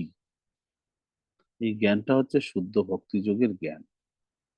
যে ভক্তিযোগের মহিমা অষ্টম অধ্যায়ের শেষের শ্লোকে বলা হলো, সেই ভক্তিযোগকেই এখানে ইদম জ্ঞানম বলা হচ্ছে। মানে সেই ভক্তিযোগেরই জ্ঞান কৃষ্ণ এখন অর্জুনকে দেবেন, যে ভক্তিযোগ অনুশীলনের জ্ঞান প্রাপ্ত হলে তার সংসার দুঃখ আর থাকবে না। এবং এটা পরম বিজ্ঞান সমন্বিত, এটা কোন থিওরিটিক্যাল জ্ঞান নয়। এই জ্ঞানটা এমনই জ্ঞান, যেমন ধরুন আপনাকে শেখাচ্ছে নতুন একটা রেসিপি, গোকুল পিঠা কি করে বানাবেন। গোকুল পিঠা বানানোর রেসিপিটা ওটা শুধু জ্ঞান না, ওটা বিজ্ঞান। কেন বিজ্ঞান? কারণ কি ওখানে দেখিয়ে দিচ্ছে কতটা আটা নেবেন, কতটা ময়দা নেবেন, কতটা কি নেবেন, পুর বানাবেন কিসের, এসব দেখিয়ে দিচ্ছে প্র্যাকটিক্যালি। শুধু খেতেই পাচ্ছেন না আপনি, একদম আপনাকে সব দেখিয়ে দিচ্ছে কিভাবে রেসিপিটা তৈরি হবে। তো এটা হচ্ছে শুধু জ্ঞান না, বিজ্ঞান সমন্বিত জ্ঞান। শুধু যদি বলা হতো 1 চিমটি নুন দিন, 1 চিমটি নুন, এখন 1 চিমটি নুন কোনটা বলে, বা 1 চামচ নুন দেন, বা পরিমাণ মতো নুন দেন, তাহলে হয়তো আপনি বুঝতে পারতেন না। যদি ভিডিওতে যেহেতু দেখাচ্ছে যে ওইটুকু 4 পিস কি 10 পিস গোকুল পিঠা বানানোর জন্য কতটুকু কি লাগবে উপকরণ, যেহেতু আপনার চোখের সামনে দেখিয়ে দিচ্ছে, এটা বিজ্ঞান হয়ে যাচ্ছে। আপনাকে ওখানে আর আন্দাজ করতে হবে না। তেমনি ভক্তিযোগ সম্পর্কে শুধু থিওরিটিক্যাল জ্ঞানটাই জ্ঞান নয়। থিওরিটিক্যাল জ্ঞানটা জ্ঞান, কিন্তু ওটা যখন প্র্যাকটিক্যালি কিভাবে করা যাবে সেই বিষয়ে বর্ণনা দেওয়া হয়, সেই বর্ণনাটাকে বলা হয় বিজ্ঞান। তো ভক্তিযোগ ছিল, প্রভুপাদ তাৎপর্যে লিখছেন, নবম অধ্যায়ের এই প্রথম শ্লোকটি বিশেষ গুরুত্বপূর্ণ। ইদম জ্ঞানম, এই জ্ঞান কথাটির অর্থ শুদ্ধ ভক্তিযোগ। ইদম জ্ঞানম, এই কথাটির অর্থ হচ্ছে শুদ্ধ ভক্তিযোগ, যা হচ্ছে নববিধা ভক্তি: শ্রবণ, কীর্তন, স্মরণ, পাদসেবন, অর্চন, বন্দন, দাস্য, সখ্য ও আত্মনিবেদন। ভক্তিযোগের এই 9টি অঙ্গের অনুশীলনের ফলে চিন্ময় চেতনায় বা কৃষ্ণ ভাবনায় উন্নীত হওয়া যায়। এইভাবে জড়জাগতিক কলুষ থেকে হৃদয় শুদ্ধ হলে এই কৃষ্ণ তত্ত্ব বিজ্ঞান হৃদয়ঙ্গম করা যায়। দেখুন, ইদম জ্ঞানম, আমরা ভাবলাম হয়তো এটা জ্ঞান মানে থিওরিটিক্যাল জ্ঞান, তাত্ত্বিক জ্ঞান, কিন্তু না। জ্ঞান মানে শ্রবণ, কীর্তন, স্মরণ, বন্দন, পাদ সেবন, অর্চন, দাস্য, সখ্য, আত্মনিবেদন। এই নববিধা ভক্তি বা শুদ্ধ ভক্তি যোগ হচ্ছে ইদম জ্ঞান। রহস্যময় কথা এটা একটা। হরিকথা শোনাটা জ্ঞান, হরিনাম করাটা জ্ঞান, হরিকে স্মরণ করাটা জ্ঞান, হরির সেবা করাটা জ্ঞান, হরির অর্চন করা জ্ঞান, হরির গুণকীর্তন করা জ্ঞান, হরির দাস্যত্ব স্বীকার করা জ্ঞান, হরির সখ্যতা বা হরির চরণে আত্মনিবেদন করাটা জ্ঞান, ইদম জ্ঞানম। সেবা করাটা কি করে জ্ঞান হয়? সেবা তো বিজ্ঞান। কি করে সেবা করতে হবে বলে দিল আপনাকে, আপনি ওটা করা শুরু করলেন, তাহলে সেই জ্ঞানটা বিজ্ঞানে পরিণত হলো। তো এইখানে এই শ্লোকটায় ইদম জ্ঞানম ওই জন্য বিশেষ তাৎপর্যপূর্ণ বলা হয়েছে।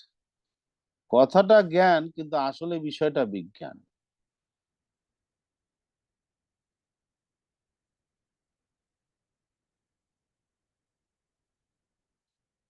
আপনি জগন্নাথপুরীতে আনন্দ বাজারে যদি যান,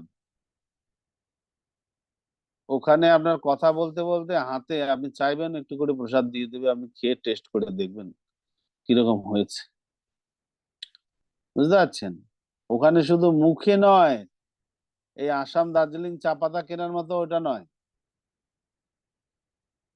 আনন্দ বাজারে আপনি যাবেন প্রসাদ কিনতে, আপনার হাতে দেবে, আপনি চেখে খেয়ে দেখে নিন বিজ্ঞান সাথে সাথে কিরকম স্বাদ লাগছে, তারপরে আপনি কয় টাকা নেবেন নিন। আপনি কোনো হোটেলে রেস্টুরেন্টে খেতে গেলে আপনাকে চাখাতে দেবে না।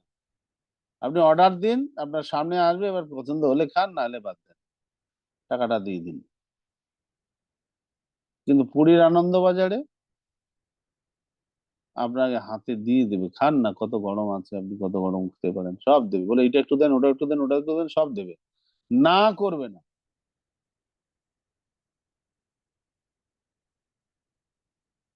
খেয়ে দিয়ে যদি আপনি নাও নেন, তাও ওরা বিরক্ত হবে না। তাহলে এই যে আপনি কোন একটা জিনিস কিনতে গেলেন, সারা বিশ্বের মধ্যে পুরী এমন একটা জায়গা আছে যেখানে আপনাকে খাইয়ে চাকিয়ে প্রসাদ দেবে, আর অন্য কোথাও নাই। কিছু কিছু ফলের দোকানে হয়তো ফলওয়ালারা একটু ফল কেটে আপনাকে দেবে, এই যে দেখুন কিরকম টেস্ট, খেয়ে খেয়ে দেখুন, ও রেয়ার। কিন্তু আনন্দবাজার এই দিক দিয়ে সুখ্যাতি অর্জন করেছে। দোকানে গেলে আপনি প্রসাদ চাইলেই পাবেন, একটু একটু করে আপনাকে হাতে দিয়ে দেবে, আপনি খেয়ে টেস্ট করে দেখুন, ভালো লাগলে আপনি নিন। উম, এখানে জ্ঞান বলতে শুধু তাত্ত্বিক জ্ঞানের কথা বলা হয় এই শ্লোকে, বিজ্ঞানের কথা বলা, শুদ্ধ ভক্তি যোগের কথা বলা হয়, যত নববিধা ভক্তির কথা বলা হয়েছে। তো নববিধা ভক্তিটা খুবই গোপনীয়। ভক্তিযোগ বা নববিধা ভক্তি খুবই গোপনীয়, এর রহস্য সকলে উপলব্ধি করতে পারে না। এই যে ইসকনে এত ভক্ত হরিনাম করছেন, হরিভজন শুরু করেছেন, মানুষ বুঝতে পারে না যে কি আছে এতে।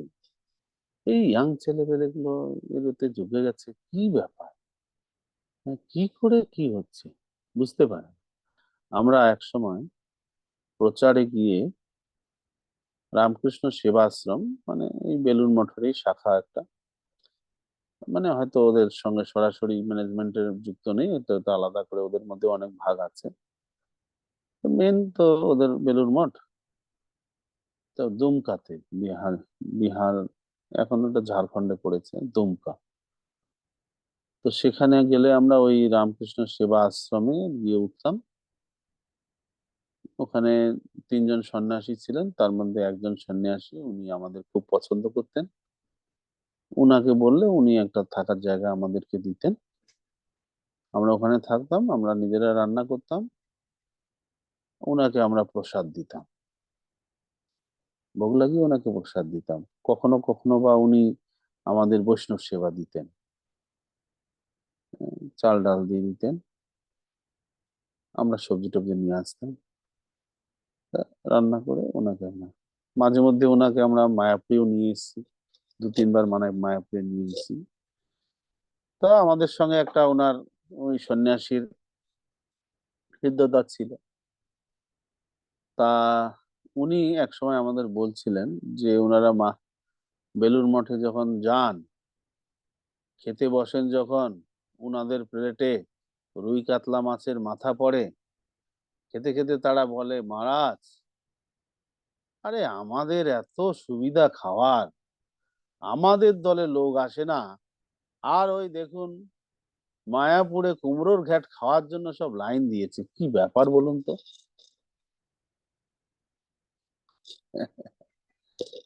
লোকে বুঝতে পারে না, এত খাওয়া দাওয়ার ব্যবস্থা থাকলেও সেখানে না গিয়ে এই সমস্ত মানুষ প্রসাদ খাওয়ার জন্য, প্রসাদটাকে তারা কুমড়ার ঘ্যাট বলতেই পারে না, এখানে আমাদের আমিষ কিছু নাই, সবই প্রসাদ।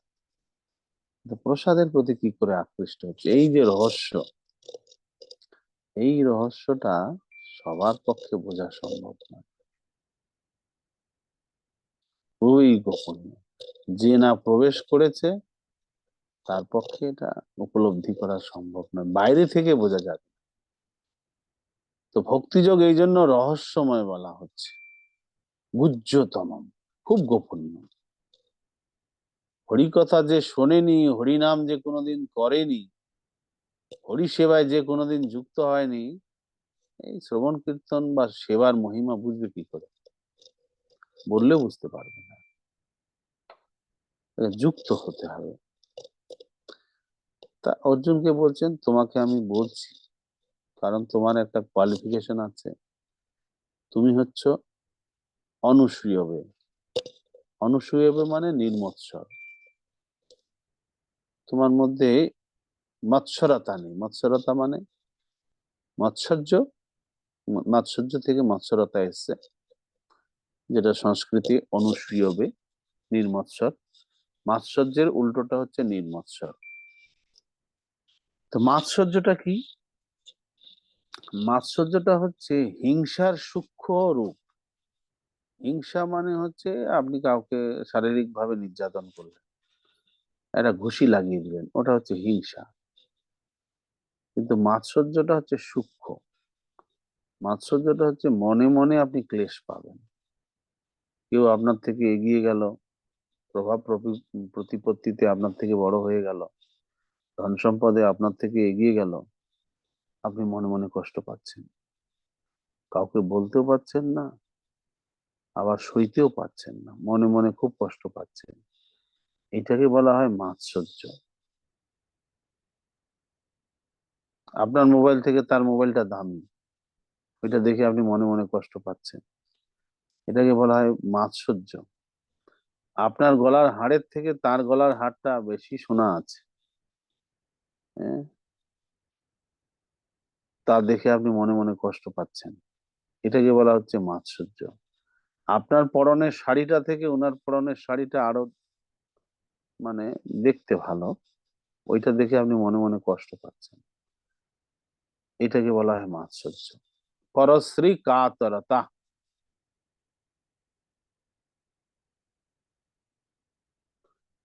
এই মাৎসর্য থেকে তুমি মুক্ত হয়ে অর্জুন, তাই তোমাকে আমি পরম গোপনীয় জ্ঞান, পরম বিজ্ঞান প্রদান করছি, যেটা প্রাপ্ত হলে তুমি দুঃখময় সংসার জীবন থেকে, সংসার বন্ধন থেকে মুক্ত হয়ে যাবে।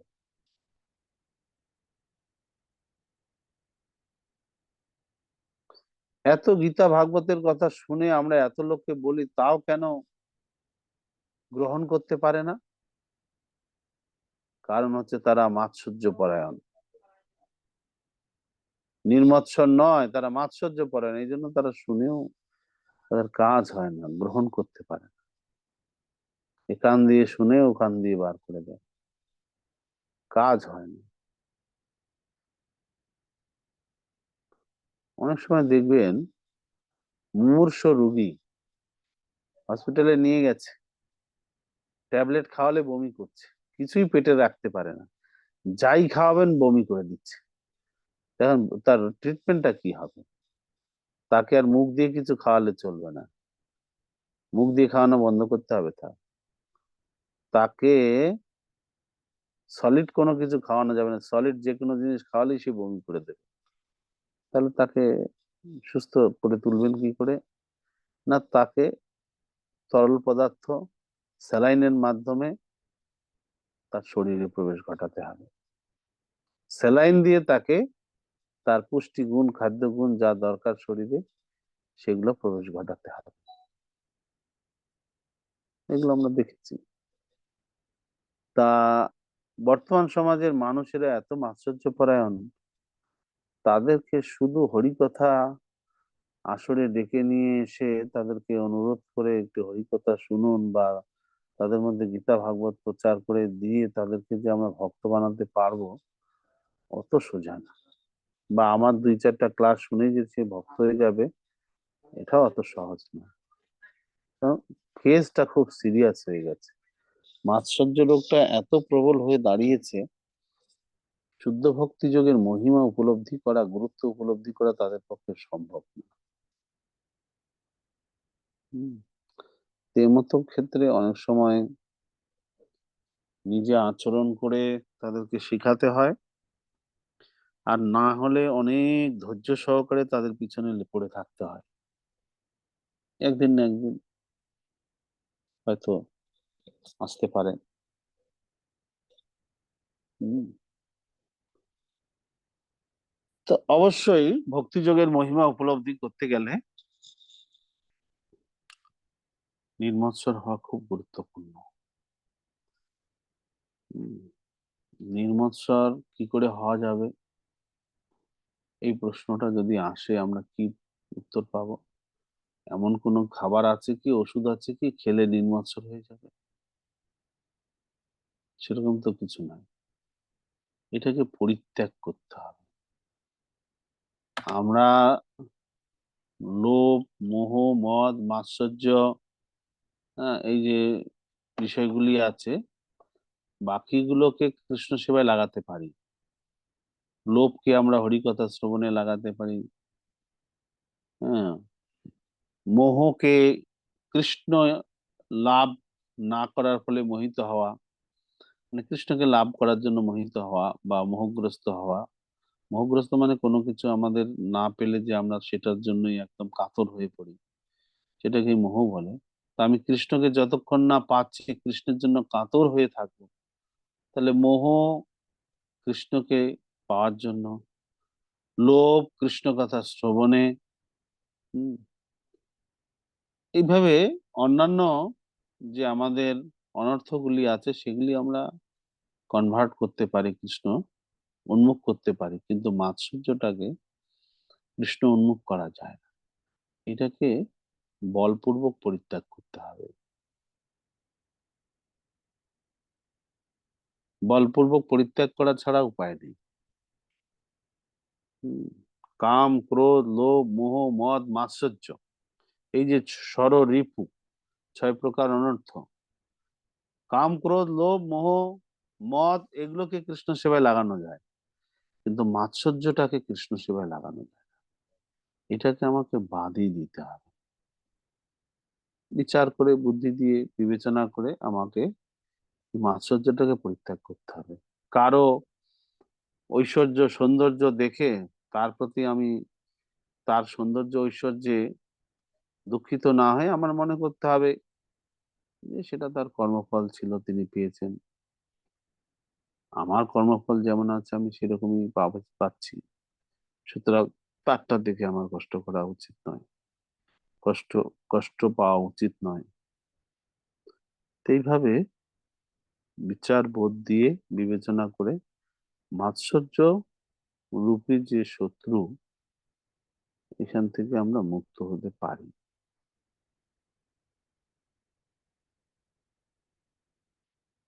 হম তা না হলে মাৎসর্য গুণটা আমাদেরকে শেষ পর্যন্ত কৃষ্ণ ভক্তি থেকে বার করে দেবে।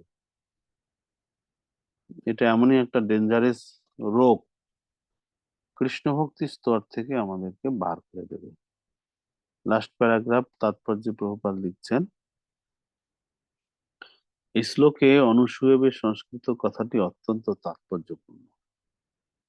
সাধারণত গীতার ভাষ্যকারেরা উচ্চশিক্ষিত হলেও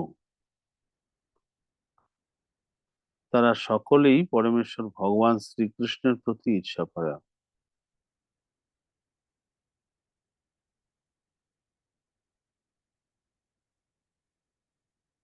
ভাষ্যকারেরা ঈর্ষাপরায়ণ, তাই তারা গীতার অপব্যাখ্যা করে থাকেন, যেখানে কৃষ্ণ বলছেন মন্মনা ভব মদ ভক্ত মজ্জাজি মাম নমস্কুরু, সেখানে তারা বলছেন যে কৃষ্ণের চিন্তা করার দরকার নেই, কৃষ্ণের ভক্ত হওয়ার দরকার নেই, কৃষ্ণকে প্রণাম করার দরকার নেই। এই ভুল ব্যাখ্যা করছেন তারা। এরা একটা মাৎসর্য পরায়ণ ঈর্ষা পরায়ণ ব্যক্তি। যত গীতার ব্যাখ্যাকারক আছে, পরম্পরা ধারায় যিনি যুক্ত নন, তিনি যে গীতার ব্যাখ্যা করছেন,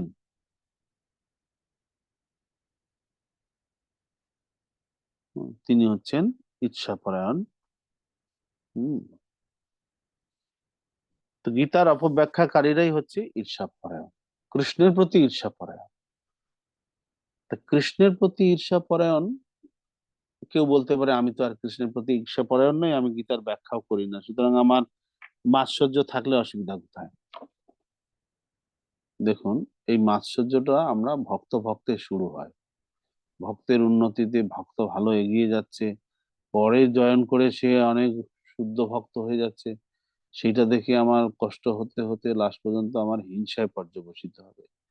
আমি তার নামে দুটো দুর্নাম ছড়াবো, এই করব সেই করব, ফেসবুকে পোস্ট করব, এই করতে করতে করতে করতে অথরিটিকে কমপ্লেন দেব, অথরিটি যদি তার বিচার না করে তারপরের অথরিটির কাছে যাব, এই করতে করতে জিবিসির কাছে কমপ্লেন যাবে, জিবিসি যদি কোনো এটা স্টেপ না নেয়, তখন সবার নিন্দা করা শুরু করবো, জিবিসি থেকে শুরু করে প্রভুপাদ থেকে শুরু করে সবার নিন্দা করে শেষ পর্যন্ত সোসাইটি ছেড়ে দেবো। বুঝতে পারছেন? শুরু হয়েছিল একটা ভক্তের সঙ্গে, শেষ পর্যন্ত প্রভুপাদের দোষ দেখে আপনি সোসাইটি ছাড়বেন। মাৎসর্যের দোষটা কত ডেঞ্জারাস।